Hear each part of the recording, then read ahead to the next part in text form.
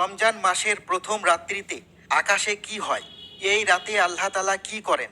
সহিহ হাদিসে বর্ণিত আছে, নবী করিম সাল্লাল্লাহু আলাইহি ওয়াসাল্লাম বলেছেন, যখন রমজানের প্রথম রজনী তোমাদের মাঝে আগমন করে, তখন আল্লাহ সর্বপ্রথম যে কাজটি করেন তা হলো তিনি জাহান্নামের সমস্ত দরজা বন্ধ করে দেন আর জান্নাতের দরজাসমূহ খুলে দেন এবং আল্লাহ তাআলা শক্তিশালী শয়তানগুলোকে শিকল দিয়ে আবদ্ধ রাখেন, যাতে তারা কোনো রোজাদার ব্যক্তির কাছে গিয়ে ওয়াসওয়াসা না দিতে পারে।